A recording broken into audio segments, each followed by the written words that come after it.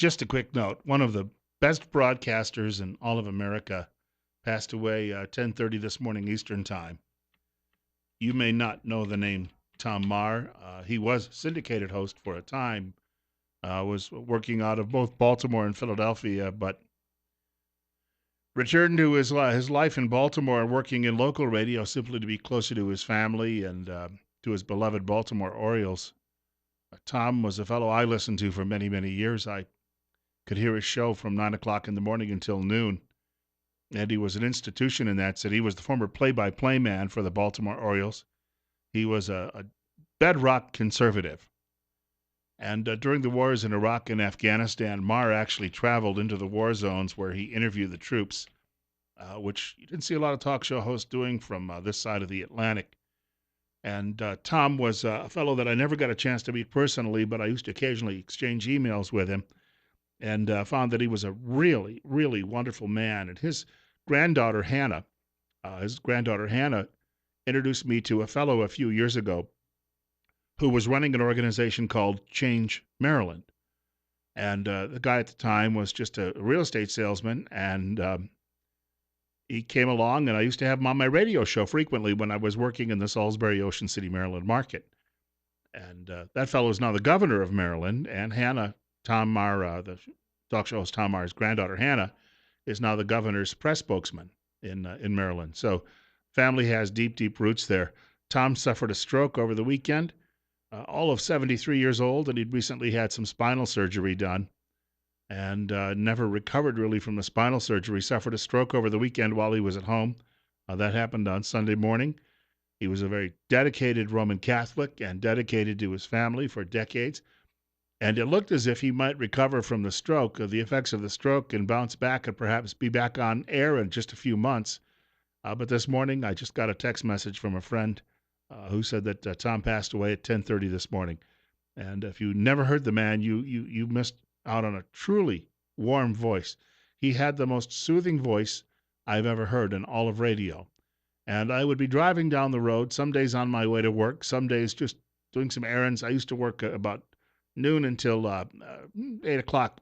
And at the time, I got to hear his show, mainly at home or while I was out driving, while I had my mornings free, and I would listen to him as I was driving down the road.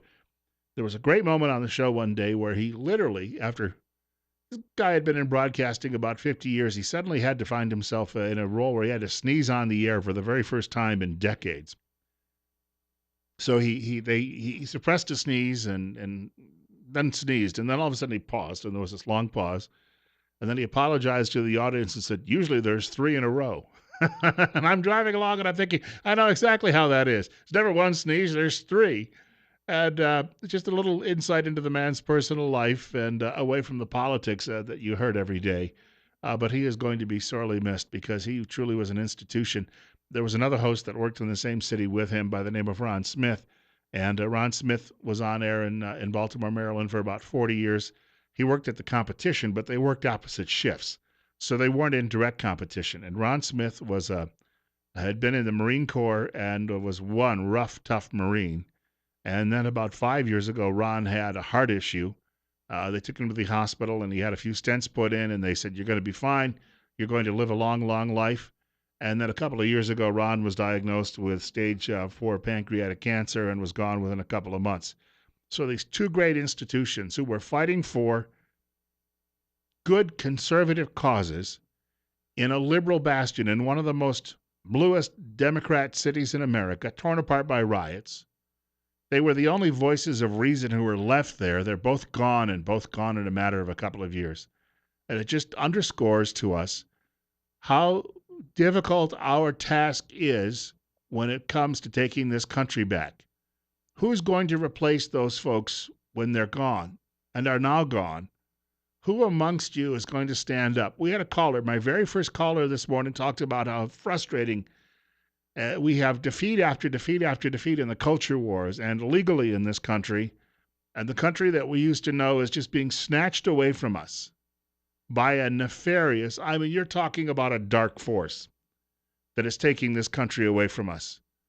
Well, when those of us who are a little bit more gray on the top of the head than the rest of you are gone, who was going to take our place and who was going to stand up and say no. And I'll point this out too. There's nothing easy about doing this. It is easier to sit on the couch at home and watch a baseball game, which I did all yesterday afternoon. And I'll tell you right now, my preference would be to do that every day, all the time. If I could get away with it, that would have been my dream job, sitting in a broadcast booth calling balls and strikes. However, and I have paid dearly for my convictions in media over the years, I'm banned from the airwaves in some cities because the liberals complained and don't like me, and apparently they had some sway with management in that situation. And yet I keep doing this. And yet I've also had to uproot many times and move far, far away from my family and the life I've known and start all over again. But it's because I believe in it. And if you really believe in something, you have to go about doing it. Keith Thompson and I were talking off air about the book of Acts. If you think about the things that happened to those early Christians or the early founding fathers in this country, and you know what? They did it because they felt there was a higher cause. We've got more on the way in just a few minutes. Bill Colley with you this morning on Top Story on News Radio 1310, KLIX, and newsradio1310.com. It's 68. I'll take some of your telephone calls in the closing half hour.